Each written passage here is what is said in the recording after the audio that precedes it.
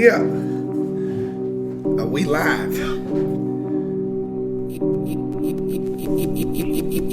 Eureka. Give it like, we make plays every day, like 20 seconds. We make plays every day, We make plays every day, We make plays every day, We make plays every day, We make plays every day, We make plays every day, Yeah. We make plays every day, Welcome to the Real Fantasy Playmakers. I am your host, Bogart Scott Free, and today we have a very, very special guest representing the Fantasy Football Show that's on YouTube/The Fantasy Football Show. We got my man, Smitty. What's happening, Smitty? What's up, man? Glad to be on the show. Man, glad to have you. So on today's show, we'll talk a little bit about Championship Weekend, or Championship Sunday, rather. We'll pick up a little bit of DFS plays that we kind of like in those particular games. We'll touch on some under overs, or even just against the Vegas spread. What else? And then after, I kind of want to wax a little poetic, just about how you guys got started, and just a little bit more about the man behind the scenes and the face of the Fantasy Football Show, Smitty himself. Yeah, let's do it, man. All right, well, shit, we'll get right to it. It's funny because normally I'd be hitting a bunch of Jamaican horns and shit, but my sound, I left one of the wires to my soundboard, so I'm like, you know what I'm saying? Because I would have definitely rocked that intro with a bunch of Jamaican horns. Let me give you a sound then, because I got my soundboard up. Nice. Typically on my show, when someone says something stupid, we tell them to take a lap. So let me hit that with you. Yeah.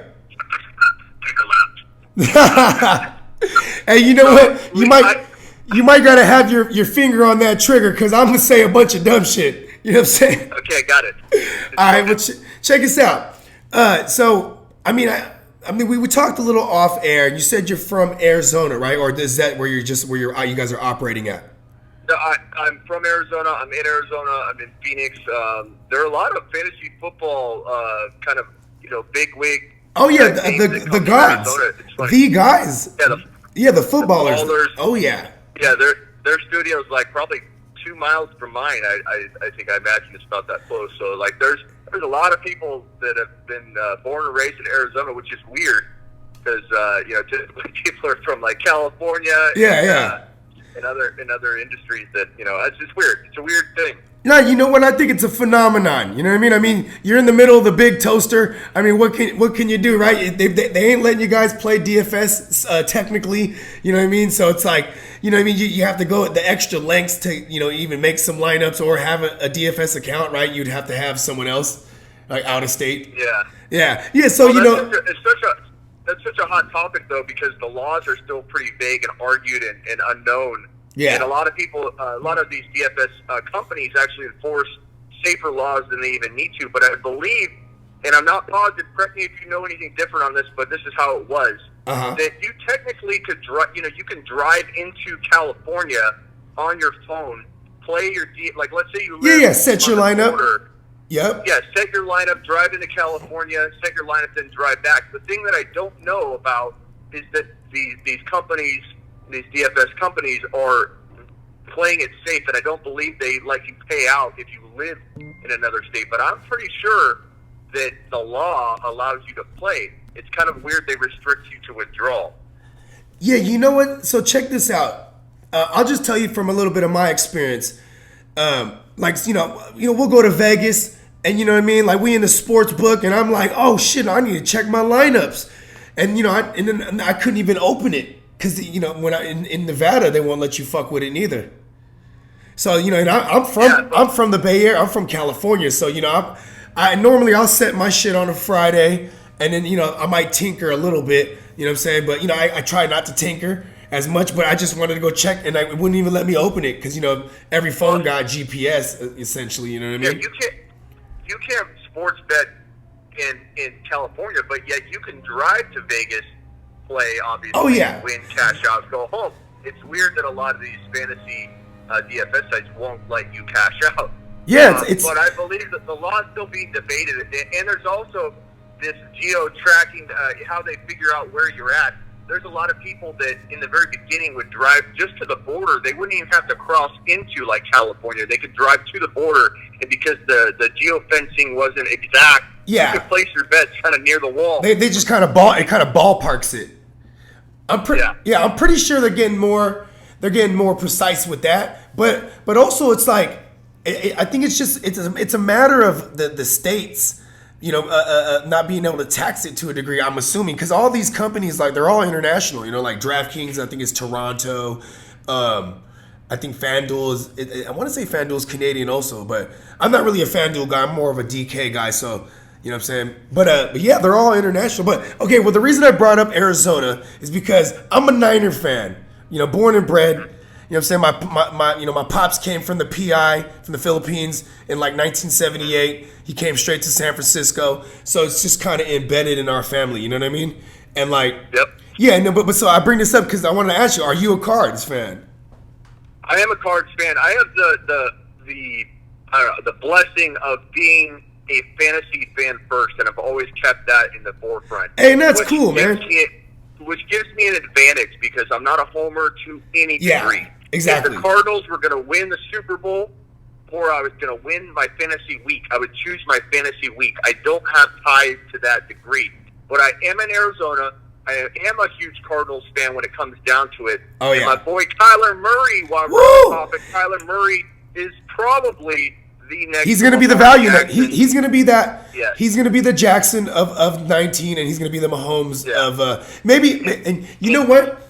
I think that he has that ceiling. You know what I mean? Because he has the Russian capabilities. We've seen he's kind of deadly accurate when he's really on. When that line can give him some time, he's on. And I really like Christian Kirk as a value. Like I'm gonna take a long look at those guys, especially if that secondary continues to be trash. I love it. You know what I mean? Because it's gonna keep him in games. Yeah, don't be shocked if they draft CeeDee Lamb or they pick up some big name wide receiver that's going to really. I mean, they probably won't be able to grab Jerry Jeudy, but let's say he fell for whatever reason. If the Cardinals take a wide receiver and add that to the arsenal, man, it's going to be even bigger and better. But I think Drake he's a free agent. They probably will re-sign him. We can talk about that. Yeah, we'll get to that. But I think Drake has top 10 running back appeal. Oh, yeah. Kyler Murray has top 5 QB appeal. Kirk has top 15 wide receiver appeal, but you don't pay any of those. You're not paying any of that, if you do, you're not listening. Exactly. Yeah, like Murray, I look at him like the double-digit round, even like the first, round 10, I'm snatching him. Because a lot of people that were big on him last year were grabbing him, 7th, 8th round, 9th round, you know what I mean? And like a lot of those guys, they got burned to a degree. So I love recency bias is gonna take place. You know what I mean? People are gonna be there'll be half the people that don't really believe it because they drafted him, and there'll be people like me that didn't have any shares of him this past season, but I'm gonna be about him. You know what I mean?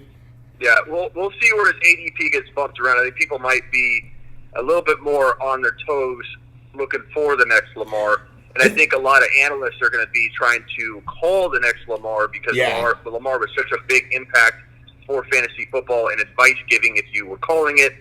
And I think that Kyler Murray's the easy target.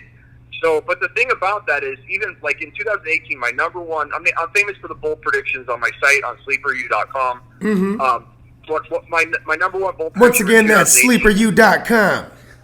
Yeah, SLEEPER, the letter U, like a university.com, Sleeper U. That's where I dropped my bold predictions. I got my start. We can talk about that. You said it at the end. I got my start dropping bold predictions on CBS and NBC Sports Radio 16 years ago. So it's my bread and butter. It's what people live for. Even if I miss on some of my bold predictions, and I have a bad year here or there with those bold predictions because I'm only picking 10. It's funny, people judge me by just those things, and they're only going to remember. The whole thing I'm doing all year. but you ain't lying. Backup point. Patrick Mahomes was my number one bold prediction in 2018. Oh yeah. And even though people saw him coming, they kind of did. They couldn't by default rank him where they needed to, or even close to it. I think that's what's kind of protecting Kyler Murray into a range where I don't think it could get ridiculous. Yeah. But I think people might be a little bit higher on him than the 10th round that you're saying once we get closer to Yeah, you're right. Especially if guys, I mean, especially coming out of the big toasters, guys like you and the footballers, you know, depending on how much you guys up the name, you know, it could drive the ADP. You know what I mean? You know what? Yeah, Fuck it. We're just gonna start shitting on them so we can have all the shares. You know what I'm saying? Yeah, I was thinking of that. I was thinking about that. Having like an alternative channel would be like Kyler Murray's going to below. Don't draft him. Yeah. Hey, you ain't lie. Okay, well, all right. So check this out. We're gonna get into the first game. So we got my Niners. We're at home. It was rocking. I'm gonna be out there. I was out there last week. You know what I mean? It's kind of a new vibe because you know we never had a playoff in this building. You know what I'm saying? We got the Packers coming through. The Packers, you know, we beat the shit out of them, embarrassed them in prime time already. I don't really see that happening again by any means.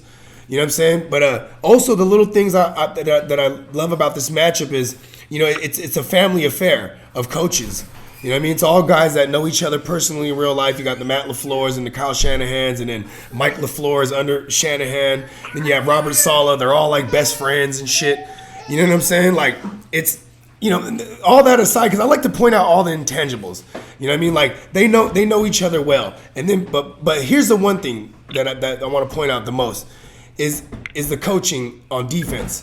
Robert Saleh is someone I don't really trip off him. I know he's gonna have a legit game plan. Plus, he got the great personnel. But Mike Penton, he is, man, it's crazy. Like, let me sound off some numbers for you. So Mike Penton's defense, the Green Bay Packers defense, their secondary has given up the second most 40-yard receptions. The second most. They gave up the 10th most 10-yard reception, 20-yard receptions. I'm sorry. So second most 40-yard receptions, 10th most 20-yard receptions. Yet they give up the third worst passing completion rating. That's insane. I was looking at that the other day, and I was like, wow, this is. It just goes to show that like maybe people aren't as much dinking and dunking on them as much. But then they just get these big bombs. You know what I mean? Yeah. Yeah. So like, okay. Yeah, and one more thing I want to point out about Green Bay's defense: they're bottom 5 against the tight end position. You know what I mean? And the last time they played, George Kittle, you know, he went bananas. So like, you know, I think that's going to be a focal point of that defense is to like, hey, we can't have Kittle just run crazy on us again, right? But yeah. I mean. With all those little stats I just pointed out, like I feel like my Niners, and I'm trying to put the bias aside. Like even if I wasn't a Niner fan, and I looked at these numbers, and I look at how the Niners offenses they operate, it's a lot of big plays down, a lot of splash plays, a lot of wheel routes built in to every play. You know what I mean? A lot of they run a lot of Yankee. Like it's I just feel like I don't really see Green Bay, really having an answer for us. Yeah, I think these home teams, the Niners and Chiefs, walk out alive in these matchups. I think with the Chiefs, yeah, the Titans look great. They could win. Anything's possible. Clearly, the Titans have overperformed and shocked a lot of people. But, the Chiefs are a team that can score 40 and 50 points. I think what it comes down to is offense, and offense is going to win that game. On the other side, it's going to be the Packers at the 49ers. Very tough to be, facing the Niners in that situation, in that setting. And the Niners are the defense. It's going to be defense in the Super Bowl versus offense, and it's going to be a crazy battle. But I think the Packers, the one thing that people aren't, I think, looking at is that last time they met, they were with team that were struggling without Devontae Adams and kind of That's true. The running game Good as point. a focal point. And the 49ers are so good at stopping the run that it was really hard for the Packers to kind of play at their best. I think going into this game with Devontae Adams back on everybody's radar for a top 2 to 3 wide receiver for 2020, which is something I posted on Instagram about 3 or 4 weeks ago, and people were like, what the fuck? Yeah, I seen that. Devontae Adams ain't returning to top 3 to 4 form. The guy's so legit. You watch him run routes. Ocho Cinco, very selfish man. Did you ever see that in the offseason where he started crying when he was watching video Devontae Adams running routes. Oh, yeah. Ocho Cinco was yeah. Hey, you know what? That was a moment. Because you're right. He would say, if anyone asked Ocho Cinco who's the best route runner, best anything, best man alive, he'd be like me, hands down. Yeah. You know what I mean? And like, so for him to give props to Adams, that you're right. That Anybody. was yeah. To But anybody, Adams, I can tell you something right there. and you know But what? I think One thing about Adams too is that we've seen over the years is that he, even the year with Brett Hundley, you know, he's good, man. Like, he's legit. He's not good because Rodgers. Matter of fact, in this day and age, I think he makes Rodgers better because, you know, Rodgers is the type of guy, he needs the trust factor. You know, it's like they speak the same way him and Jordy was. They'll speak, you know, they got their little hand signals when he's running down the field, you know, he's directing them. Yeah. You know what I'm saying? Like, they got that. They got the, what's it called? The simpatico.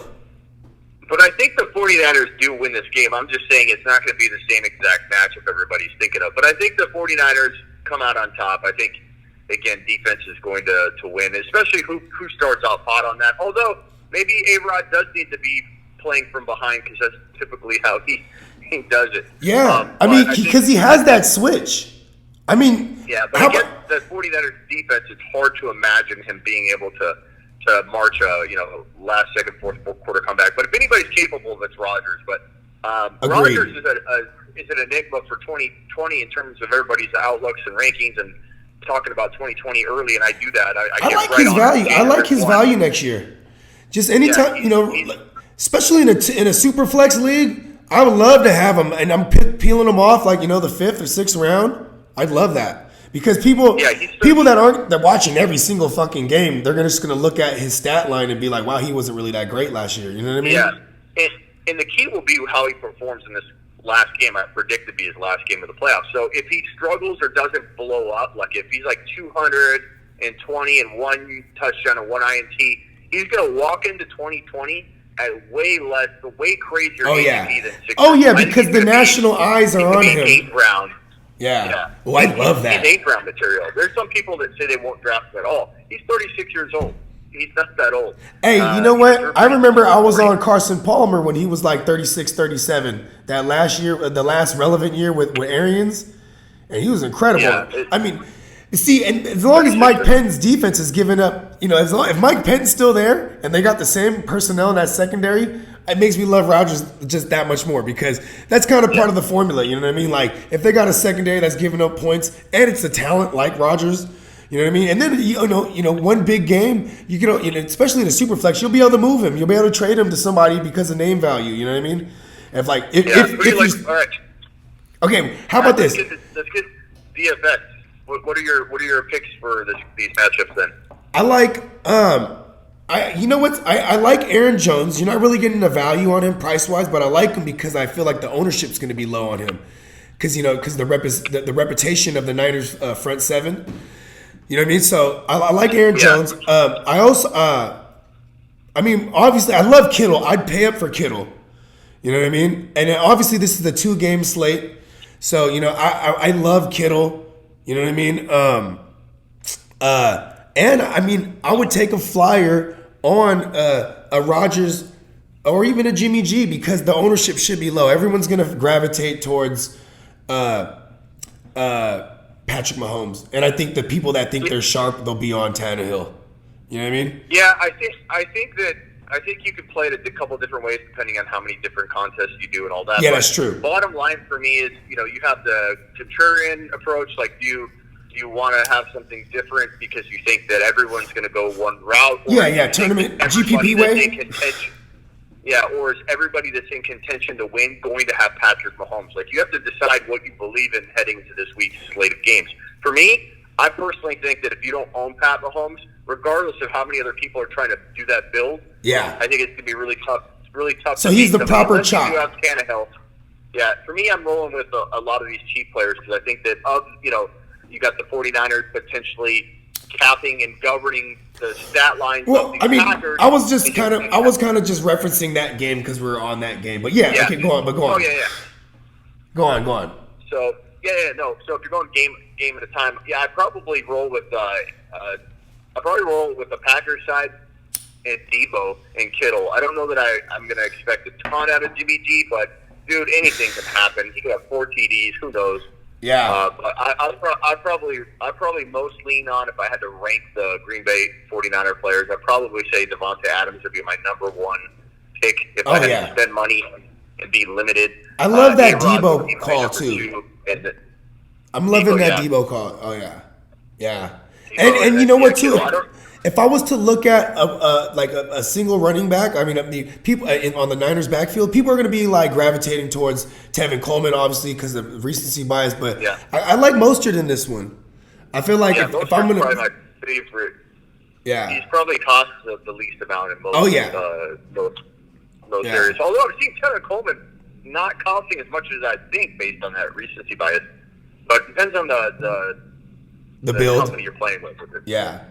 Okay. So, well, here's one more thing, and then we'll move on to the last game.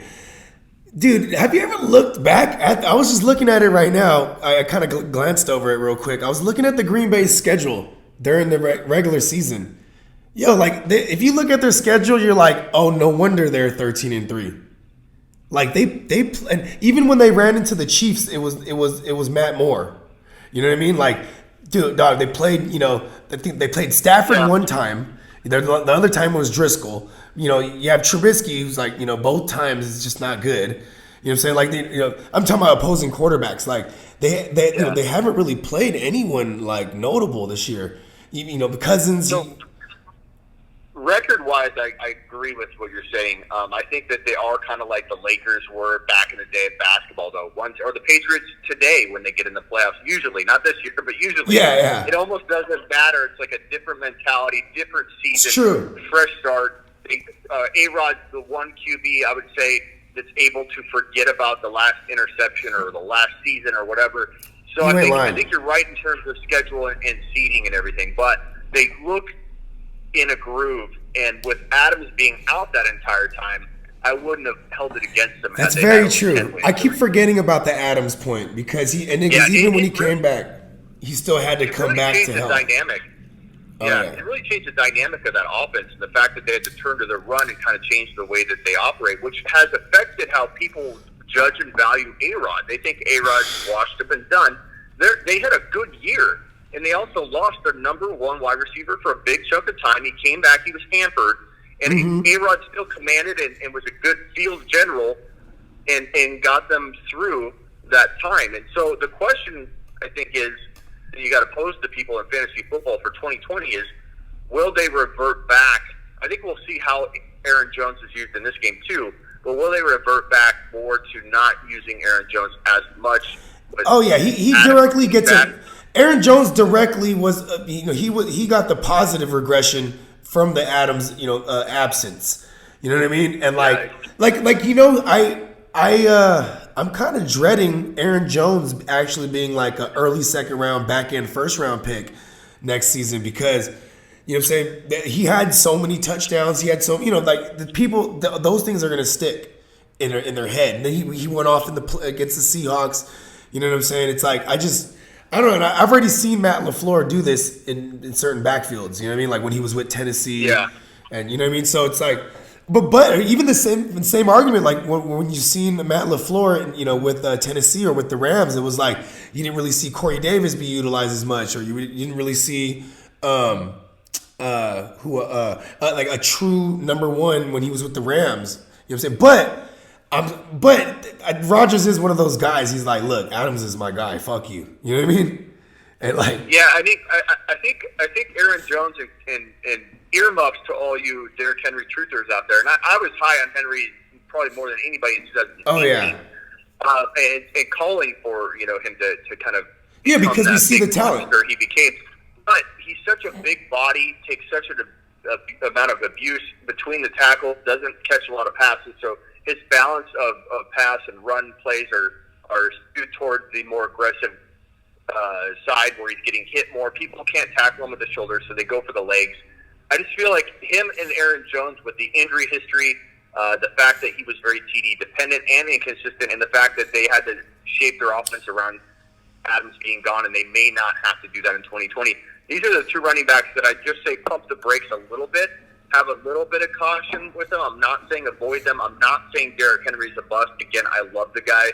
I just think they're the two players that if you're taking Henry at 2 overall, I think you're not considering any of the risk involved. Yeah. If you're taking Aaron Jones at 6 or 7, you're really kind of rolling the dice. You need him to deliver in order to get your money back. You're not maximizing draft value and picking at a place where you're like, okay, Kamara at 9 or Aaron Jones at 9. Kamara, to me, I get Kamara.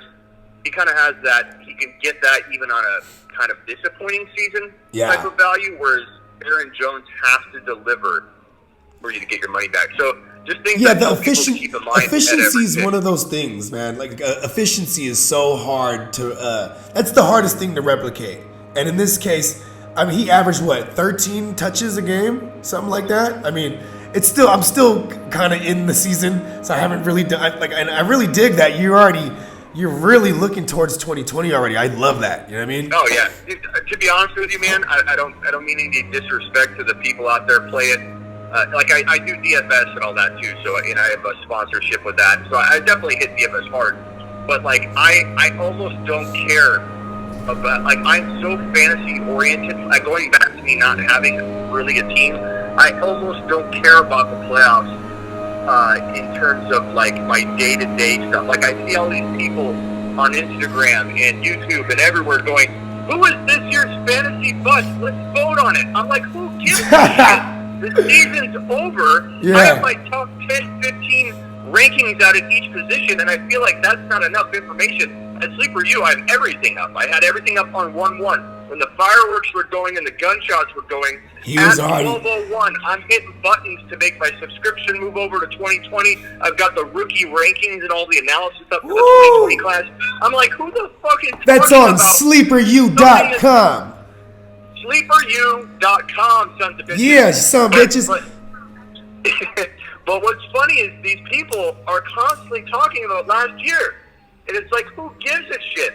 I don't want to vote on who was the biggest bust last year. What good does that do my fantasy football future? For real. What a waste of freaking time. So, again, I don't mean any disrespect to anybody that's really focused on the playoffs for their podcast. So I'm not ripping on your no. or anything like that. Hey, man, don't let it happen again. All right? Yeah, but in general, it's like how much can you focus on, if you're making money on DFS for the playoffs, it makes sense. You need the content. So that's why I cater to that group. Yes. But fantasy-wise, because only the real nuts like myself and and some of my fellow playmakers, we're probably one of the only ones who actually play in fantasy leagues in the playoffs. You know what I mean? Yeah, and I do rankings for the fantasy football playoffs. So I dropped at the beginning. I do the wild card only rankings. You don't even know if you haven't been on Sleeper U how much rankings and how many different approaches I take to rank. So I'm not sitting on my hands as far as the playoffs. Let me just preface that. I probably still crank out more playoff content than anybody on Instagram too. I'm telling you, I've checked out your work. I was like, this guy's phenomenal. So I do the wild card rankings, I do the full season rankings, and I even do a reset rankings after that wild card weekend. But typically, you don't repick every single week unless you're on the NFL.com platform or whatever. And in that, I do content for that. Like here are my QBs and running backs for this week or whatever. But for the most part, you can't hit the fantasy football playoffs any harder than that kind of stuff and talking about the matchups. So I'm on 2020, man. I'm all over 2020. And I'm a big dynasty guy, so I talk dynasty all the time. And so that's like my bread and butter. And at sleeperu.com, about 80% of my following, they do both. If you play dynasty, play redraft too. Oh, yeah. They are so dynasty focused. They're way. And you know what? That's cool, man, because that's why you're nonstop, because dynasty doesn't stop. Essentially, you know what I mean? Like you gotta, even right now, for sure, you already have a list of all the rookie class and they haven't even landed anywhere yet. And I bet, you know what I mean? Yeah, no, of course, yeah. I'm talking, I'm just waiting on Travis Etienne to either declare or not declare. I don't know if that even came out while we're on this. I'm checking. Yeah. But that alters the rankings a ton if that happens. Because I like Etienne a lot. I think Etienne could be completely, top 5 running back. Yep, it's going to depend on where he lands. Maybe Tampa Bay? Yeah. Tampa Bay, maybe? I didn't think of that. Andy Reid? Yeah. Oh my God, I love Andy Reid running back. Except for this year, they kind of were on some fuck shit when they bring in Shady. It just mucked it all up. But anyway, okay, you know what? We'll segue into that Chiefs game, and then we'll wax a little poetic and get you up out of here. Okay. All right, so that Chiefs game, man, I don't know. It's kind of hard not to see the Chiefs roll. But I still think the game will be closer than people think. Like, I think that 7.5, I would take Tennessee on that 7.5. Like, just because, like, as long as they can stay within a possession, they're going to keep running Derrick Henry. They're going to run their set. They're just, you know what I mean? Hey, real quick, news just broke. Okay. Breaking news? Etienne is returning to college. Oh, that's a bad decision. That's a bummer. But you know what, though? I think he knows he might not get – running backs don't really get paid crazy, so he might just be about his education for real. Yeah. I'm just saying that might have something to do with it. We can go back and get that, though. And he was a lot to be in the mix for maybe late round one, maybe, but probably round 2 pick. Yeah, that would have been where the Chiefs live. Yeah, I don't think he's going to necessarily improve his draft stock any by going back. He was my number 1. He was my number. Damn. Yeah, that kid is dope. Yeah, so DK Dobbins jumps probably to the top for me. Swift is in the mix. Taylor. And yep, I like Taylor a lot. Underrated guys. He's underrated guys like Zach Moss and all that. But dude, I love Taylor. Taylor's my favorite out of the group. I think I like Taylor personally just because I've seen more of him. You know what I mean? Like, I actually watched games, with him in it, where it's like, yo, he left a lasting effect on me. You know what I mean? Yeah. Okay. All right. Give me some DFS plays. How do you feel about AJ Brown in this? I feel like his ownership's going to be so low, and like, you know, in something that we could think be a shootout. You know what I mean? And he's been quiet this past couple of games. You know what I mean? I kind of like AJ Brown here.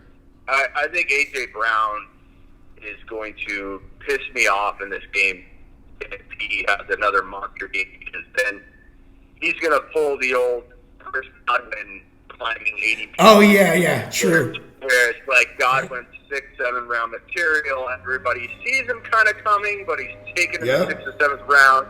And then, similar to what a big game would do for him in this game, would be similar to what the coaching staff did in Tampa Bay last year when they came out and said Chris Godwin will catch 100 passes. Yeah. Boom, he jumped ADP to the 3rd round. But you know what, though? Bruce Arians, he wasn't lying. We've seen what he's done with Larry Fitz. You know what I mean? We've seen his system. You know, whoever's in the slot, they're going to eat a lot. And it was like, you know what I mean? But you know what, though? In reality, he did pay up that, value. You know what I mean?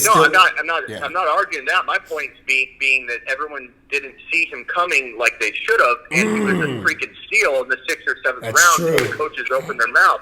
I'm saying that in similar fashion, that comment, he'll catch 100 balls, catching the fantasy football world up on what's really going to happen. Yeah. A big game by A.J. Brown. If he has 102 touchdowns, it's going to be unfortunate for everybody that sees A.J. Brown coming, because this guy is top 5 to 10 wide receiver material in 2020. Not for the future, of course for the future, but for 2020, he's going to be that big. And so, I love him as a DFS play this week.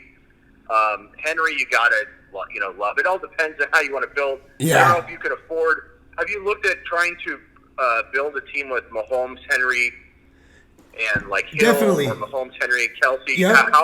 I had a Mahomes, Henry, Kelsey. Then I got what was it, Mostert, and then I put in I had to go with guys like Lazard and guys like I'm trying to remember who was my other receiver. What's his name? Robinson, Demarcus Robinson, and then my other. I went really cheap on receivers, and then I put Kendrick Bourne. Like, those are like, you know what I mean? And then another place I had some Khalif Raymond. You know what I mean? But I wanted Kelsey, Henry, and Mahomes, and then I was just gonna build around that really cheap. But that's a straight GPP play. I love Lazard. You need a desperation, like I'm out of money. Oh yeah, I like that. I think yeah, if you can get Kelsey, Mahomes, and Henry, Kelsey. I like that. That's if you could somehow squeeze that in and then just go cheap. Oh yeah.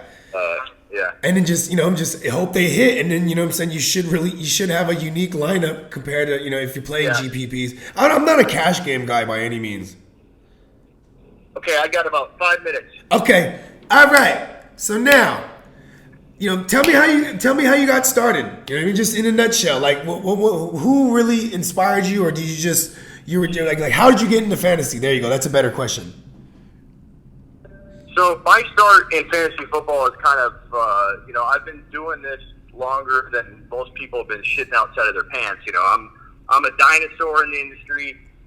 In 2004, 2005, I went on CBS Sports Radio. Actually, it was NBC Sports Radio then, and dropped some bold predictions. I was starting up my fantasy football stuff. Everything was very content driven back then. There weren't a lot of podcasts. There weren't a lot of video shows. YouTube actually reached out to me and had me do a little video series when they started. I think it was in 2007. So I started to get into video, but to be honest with you, I had so much going on with the content side of my site. I stepped away from the opportunity of doing video and decided to just focus on the radio and the content.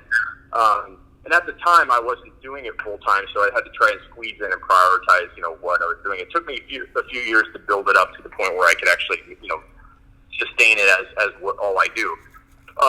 So I dropped bold predictions, and that kind of created a niche for me and created a following. And then sleeperu.com just is filled with people that are looking for the written type content. They follow me on YouTube and the podcast, but to be honest, they only fuck with the website. Yeah, that didn't translate as much as you think over to the YouTube show. So when I decided in 2000, I decided this about not even 1 year ago, I decided to launch youtube.com/the fantasy football show. It's the video version of my content. I never really did it before. I'd done some TV. I was on the Cardinal Sam Acho show, and did that when Sam Acho had that. He was with the Cardinals. That was fun. So I had TV experience, but for the most part, I had never. Sorry, I'm getting in my car now. No, I'm good. I had never done video, just the radio. So it had a huge success in this past year. The channel went from 0 subscribers to we have, I think, like 3,800 right now. Yeah. So plan to be about 5,000 strong here in a month or two, maybe two. And then I hope by the start of the season we're at 10 to 12,000 based on the growth rates that we had last year. Oh, yeah. But yeah, I mean, Instagram I hit hard this year.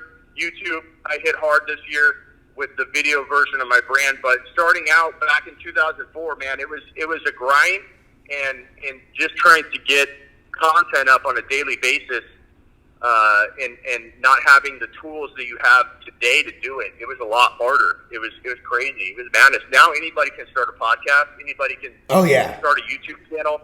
Not everybody's going to be successful. Not everybody's going to have the grind to do it. That's kind of the advantage. And so if you're looking to get into the business and you're listening right now, it's saturated as hell. But at the same time, a lot of people don't put in the work. And, you know, it's that's why the content people like on YouTube, but a lot of the success is because I feel like nobody outgrinds me. I'll tell you this much. I've followed a lot of guys over the years. And I barely started following you at, maybe like 4 or 5 months ago. And like, I was blown away, man, because you're right, man. Like, I don't think anyone grinds like you, bro. And that's why, like, I told you the first time we spoke on the phone, that I had actually had admiration for your grind, and that you are actually inspirational, and that's what I wanted to have you on the show. And I thank you again. I really appreciate you coming on the Real Fantasy Playmakers. And okay, real quick, one more question. I know you got to go. This is gonna be a quick one. Yeah, I got about 5 more minutes. Go ahead. Okay, cool. How happy are you that you got you got the fantasy football show? Like, because that's pretty. It's pretty like common if you think of someone's idea, but you got it. Like you know what I mean? Yeah. Yeah, I got it. It's mine. I was like, wow, that's straight to the point. It's like, you know what I mean? If anyone wanted to get into fantasy and they were looking for content, they would probably type in fantasy football show. You know what I mean? Just like off the top of their head, not even knowing that there's something like that actually exists. Yeah, no, I mean, it's definitely something that I love the brand. I love the name. I have a couple other brands, too, relating to it. Like, I have fantasyfootballcourt.com, which basically just transfers over to Sleeper U. But I do basically court, I do like mock, hey, Smitty, should the league vote this down? Or Smitty, this guy, okay, I like it. Come out of the league. So you kind of, it's kind of issue based. You raise different issues. Yeah. Yeah. And I like then that. ask Smitty where people can ask me a question, and I'll either approve it or disapprove it. I'll give them my Smitty stamp of approval or disapproval. So there's a lot of brands that go alongside it, but essentially, man, SleeperU.com was the bread and butter, and it'll always be like number one in my heart. And I'm never I'm never gonna lack focusing on that brand. Yeah. That is my bread and butter audience. They've been there from the start. It's the core of my business and revenue and everything. But the fantasyfootballshow.com, which just transfers you right over to my YouTube channel, that is becoming such a big monster so fast, and IG is a part of that. People are hungry for content. It's going to overwhelm and consume all the other parts of my business, but that's a good thing. But I do have several brands, but the fantasyfootballshow.com is by far the monster of all of them, and it just got started. It's in its infancy, so I'm excited to watch it grow. You're more than welcome to jump on, be a part of the show too. Oh man, it would be an honor. Yeah, so I'll have you on sometime soon. But even not, just get in the chat. I do lives all the time. I go live like 4 and 5 times a week. Sometimes it's for an hour, sometimes it's 2. I have a lot of guests on here and there. So we'll figure something out. But at the very least, you can jump in the live chat and just get involved. Oh yeah. If you want. And for my audience, where's the best place to send them? Because I might cut up something. I might cut up a clip or two from this, but where do I send people? Yeah, so we're on Instagram, and it's at the GMM Network, and we're also just on YouTube. It's the same thing, at the GMM Network. I mean, I have a couple other podcasts that we do on there, but this is the one that's solely on fantasy. This is the one that is driving it's the driving force for everything behind it. What's that? And what does that stand for exactly? Give me money.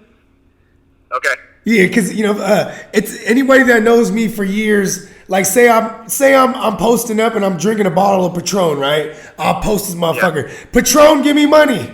You know what I mean? And it just became a thing over the years. Like, whatever I'm doing, if I'm eating that, a Raisin Cane's or something, I'm whipping my phone out. Raisin Cane's, give me money.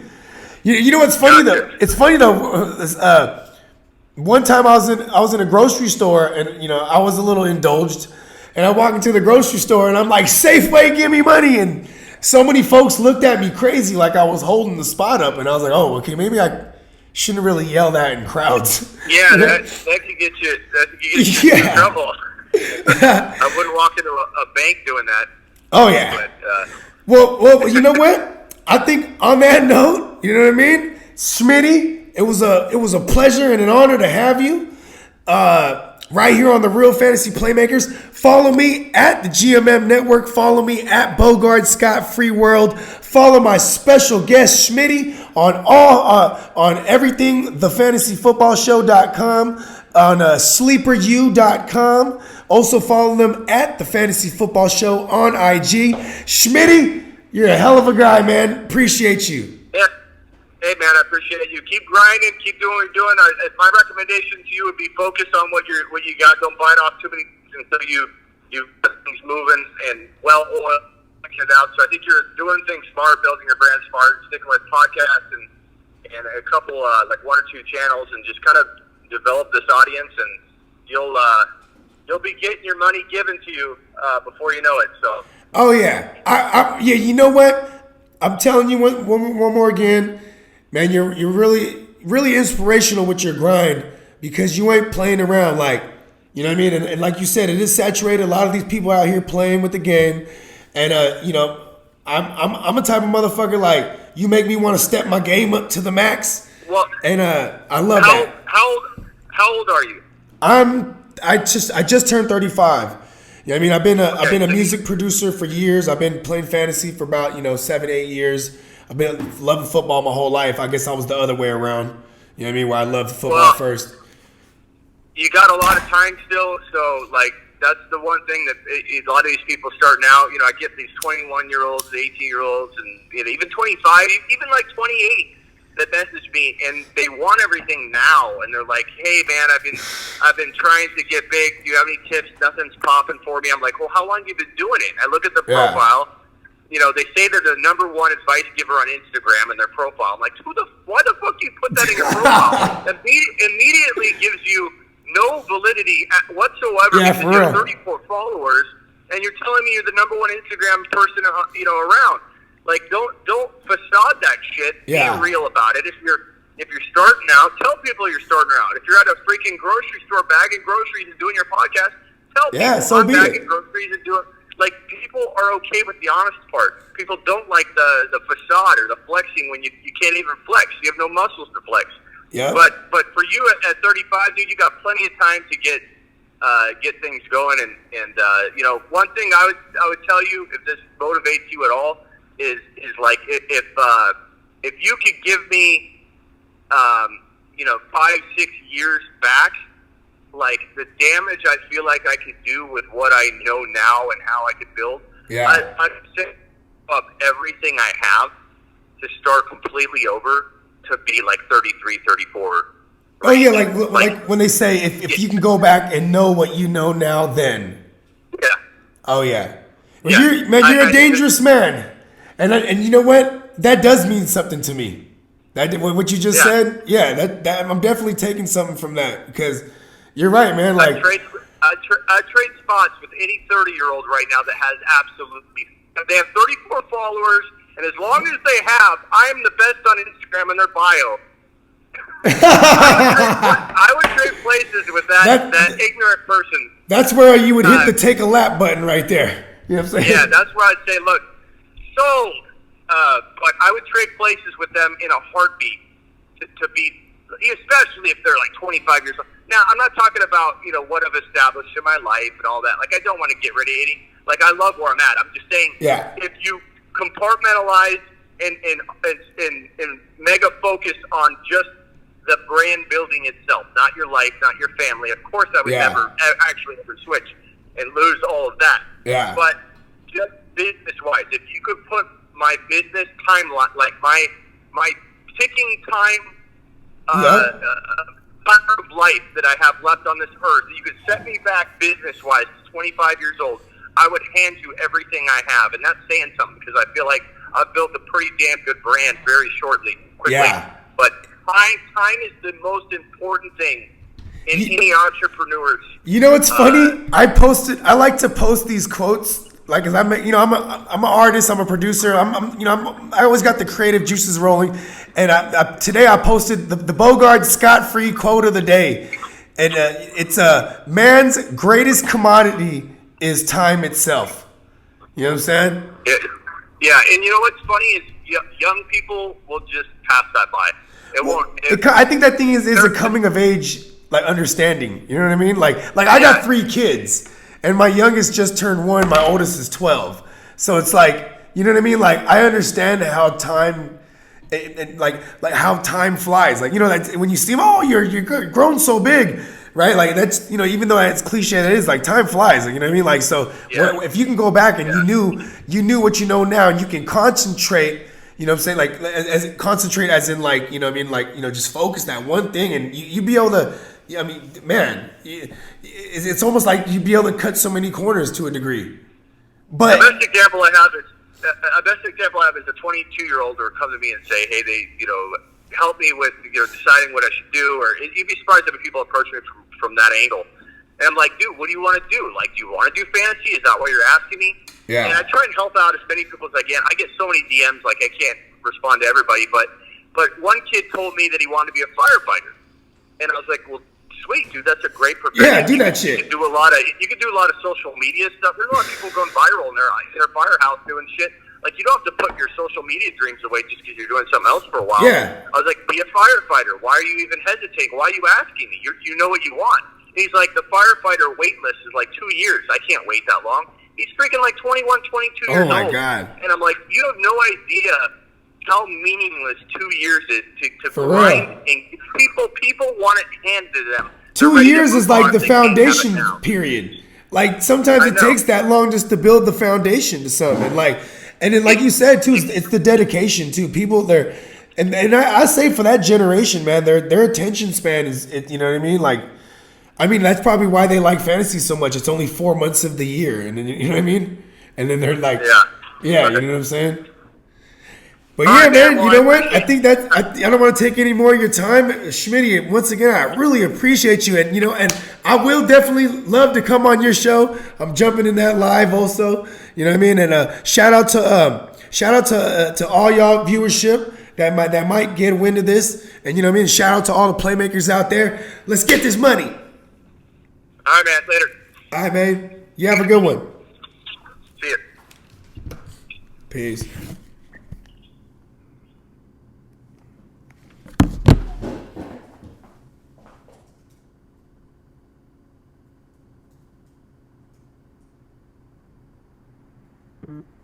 Mm-hmm.